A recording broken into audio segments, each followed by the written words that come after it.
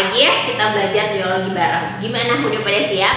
Oke, kali ini kita masih akan membahas tentang kingdom Plantae atau kelompok tumbuhan. Nah, tumbuhan yang akan kita bahas kali ini adalah jenis kelompok tumbuhan yang mungkin suka kalian temui di kehidupan sehari-hari. Biasanya bisa dijadiin tanaman hias atau juga bahan makanan. Tapi struktur tubuhnya tidak sesederhana tumbuhan rumput atau bryophyta. Nah, apa? Yes, kali ini kita akan membahas tentang tumbuhan paku atau nama lainnya disebut juga dengan divisi Pteridophyta. Yuk!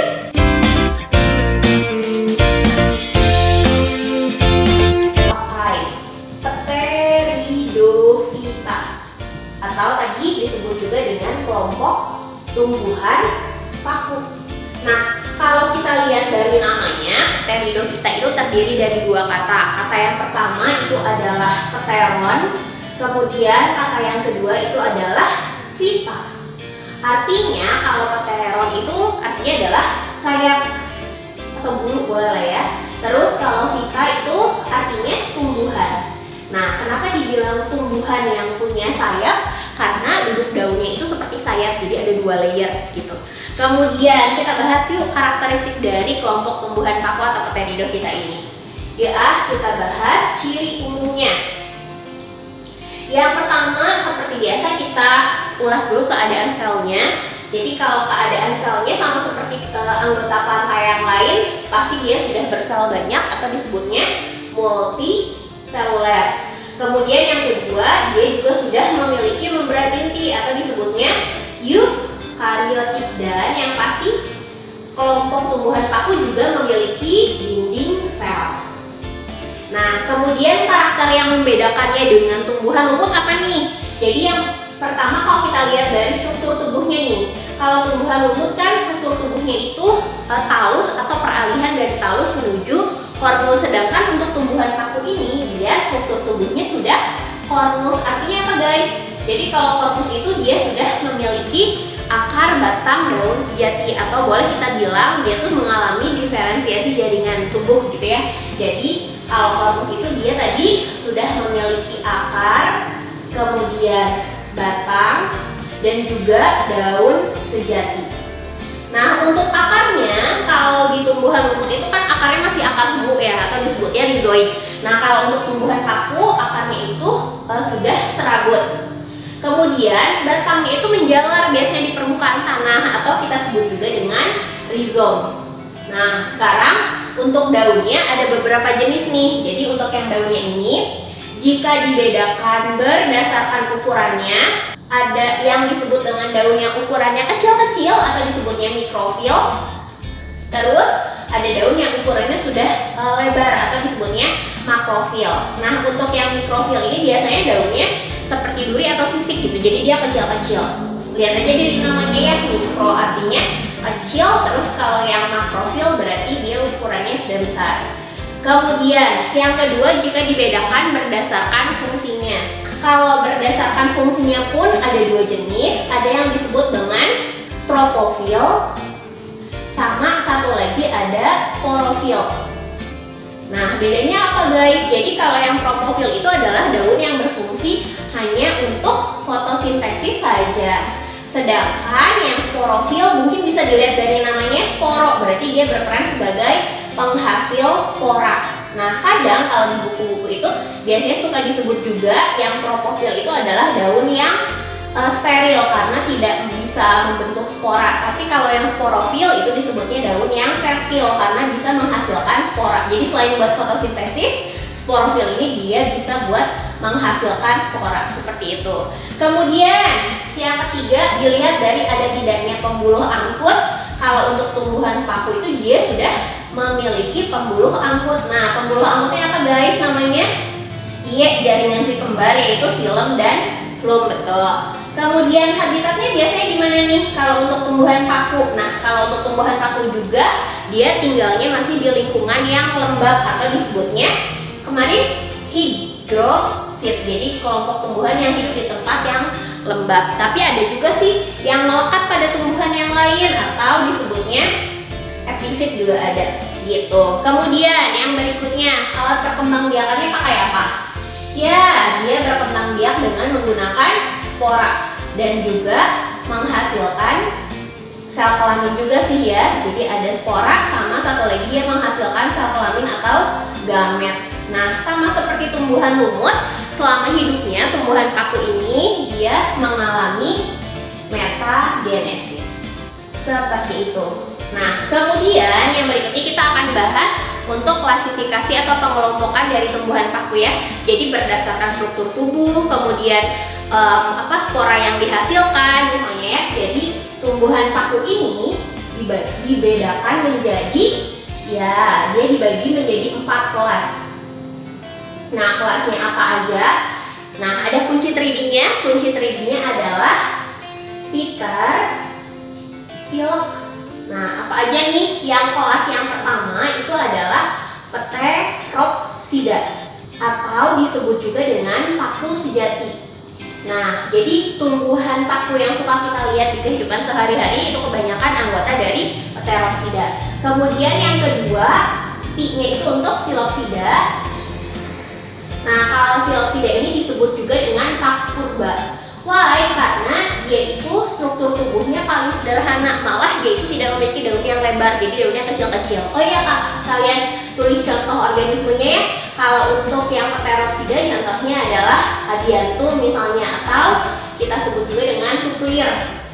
Kemudian ada juga Marsilea, atau nama Indonesianya disebut juga dengan semanggi. Biasanya jadi salah satu bahan makanan atau lalap nih kalau untuk yang semanggi ini. Kalau untuk yang paku purba, contohnya adalah Silotum. Kemudian yang paku ketiga itu adalah L untuk Lycopsida, atau nama Indonesianya disebut juga dengan paku kawat. Nah, kenapa dibilang paku kawat? Karena memang struktur tubuhnya itu seperti kawat gitu. Jadi dia batangnya kecil-kecil, warnanya hitam. Nah, contoh organismenya yaitu Lycopodium. Kemudian yang keempat, EQ itu untuk Equisetopsida atau disebut juga dengan paku ekor kuda. Nah, kenapa dibilang paku ekor kuda? Karena struktur sporanya itu mengerucut di bagian ujung seperti ekor kuda gitu ya. Terus contoh makhluknya itu adalah Equisetum.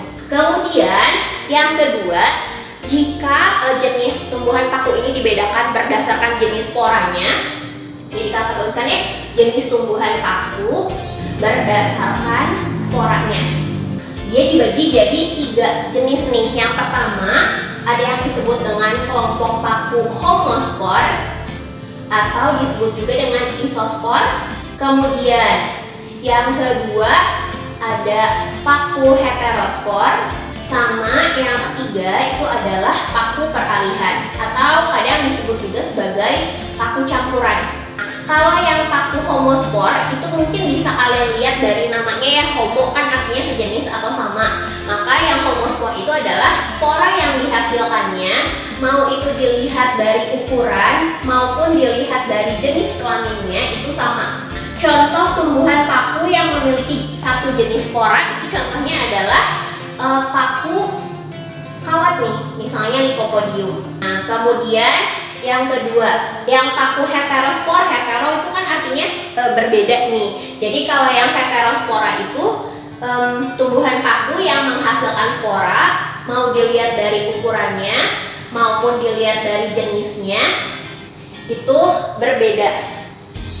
Nah, biasanya nama sporanya itu ada 2 nih. Ada yang disebut dengan makrospora, sama satu lagi ada mikrospora. Nah, makrospora, makro itu kan artinya besar. Kemudian jenis kelaminnya kalau untuk yang makro itu untuk yang betina. Terus kalau mikrospora kecil sporanya, kemudian jenis kelaminnya biasanya yang jantan gitu. Terus yang ketiga paku oh ya lupa, ini contohnya adalah Sela ginela. Kemudian tadi tuh paku yang dijadikan sebagai bahan makanan, Marsilea.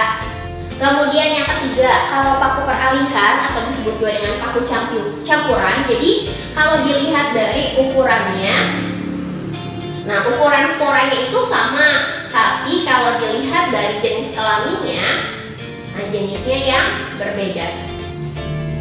Nah, untuk yang paku peralihan ini jenis sporanya itu ada dua juga, disebutnya ada spora jantan sama spora betina. Nah, contoh tumbuhan paku yang pakunya peralihan itu adalah paku ekor kuda tadi atau disebutnya equisetum. Nah, seperti itu. Kemudian yang ketiga kita akan bahas tentang metagenesis tumbuhan paku. Tapi sebelum kita bahas metagenesis tumbuhan paku, kalau misalnya kalian suka lihat tumbuhan nih ya, biasanya daunnya itu di bagian bawahnya atau mungkin di tepiannya itu ada struktur yang membulat. Struktur yang membulat ini adalah kumpulan kotak spora dari tumbuhan paku. Biasanya warna itu merah atau enggak agak coklat atau bahkan hitam. Nah, yang bulat-bulat ini disebutnya adalah sorus. Nah, sorus itu nama lainnya disebut juga dengan kumpulan kotak spora. Nah, kotak spora itu nama lainnya disebut juga dengan sporanium. Kemudian tumbuhan paku ini kalau dia masih muda, biasanya si daunnya itu menggulung, guys. Nah, kenapa? Karena berperan untuk melindungi. Karena kan kalau tumbuhan paku yang masih muda, berarti dia belum siap untuk melakukan fotosintesis gitu ya. Nah, kalau daun muda yang menggulungnya ini disebut dengan circinet atau circinatus. Ini adalah daun muda yang menggulung dan ini khas hanya pada kelompok tumbuhan paku aja gitu. Kemudian yuk sekarang kita bahas metagenesisnya. Nah, untuk metagenesisnya kalau kalian masih ingat yang tumbuhan lumut itu hampir mirip, cuman beda beberapa istilah aja. Jadi yang pertama sama seperti tumbuhan lumut kan tumbuhan paku juga berkembang biak dengan menggunakan spora ya. Jadi yang pertama sporanya ini kalau jatuh ke tempat lembab nanti akan tumbuh menjadi protalium. Nah, kemudian protalium ini punya alat reproduksi. Ada alat reproduksi betina atau disebutnya archegonium. Kemudian ada alat reproduksi jantan atau disebutnya antheridium. Nah, sehingga yang archegonium kalau dia betina dia menghasilkan ovum. Sedangkan antheridium dia menghasilkan sperma atau spermatozoid. Nah, kemudian sama seperti organisme yang lain, nanti ovum sama spermatozoidnya akan melakukan fertilisasi atau peleburan sehingga nanti akan terbentuk zigot. Nah, kemudian nanti zigotnya ini akan tumbuh menjadi tumbuhan paku dewasa. Nah, tumbuhan paku yang dewasa itu dia memiliki struktur daun penghasil spora atau disebutnya sporofil. Nah, di daun penghasil spora atau sporofil ini terdapat kotak spora yang disebut dengan sporanium sehingga nanti dia bisa menghasilkan spora. Kemudian kalau kita lengkapi dengan jumlah kromosomnya yang NN itu, kalau untuk spora dia masih haploid, protalium juga sama, haploid, antheridium dan archegonium pun begitu. Nah, tapi kalau di zigotnya dia sudah 2N atau diploid karena terjadi peleburan dua sel kelamin. Kemudian tumbuhan pakunya juga masih sama, 2N, sporofil pun begitu. Nah, sporaniumnya juga sama, tapi sporanya dia sudah haploid lagi karena di sini terjadi pembelahan sel meiosis. Kemudian nama fasenya nih, fase saat dia menghasilkan sel kelamin itu disebut dengan fase gametofit. Kemudian fase saat dia menghasilkan spora, nah ini disebut dengan fase sporofit. Nah, fase yang paling lama atau yang lebih lama atau dominan atau boleh kita bilang fase hidupnya tumbuhan paku yang kita lihat di kehidupan sehari-hari itu adalah yang sporofit seperti itu. Sampai sini dulu sudah paham? Oke, kakak review sedikit lagi ya.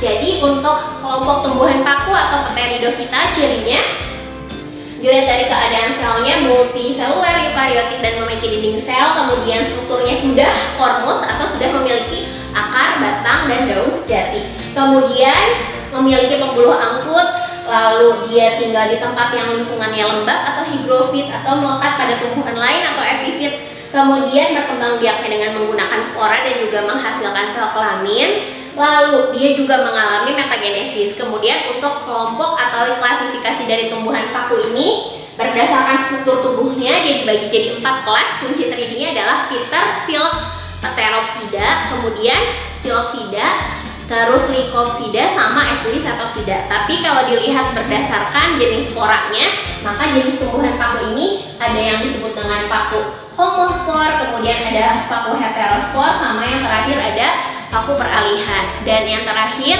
untuk metagenesisnya, fase yang lebih lama atau yang lebih dominannya adalah sporofit. Nah, kakak cukupkan sampai di sini dulu. Semoga bisa membantu kalian dalam belajar di rumah. Tetap semangat. Ketemu lagi di video yang lain ya. Sampai jumpa. Terima kasih.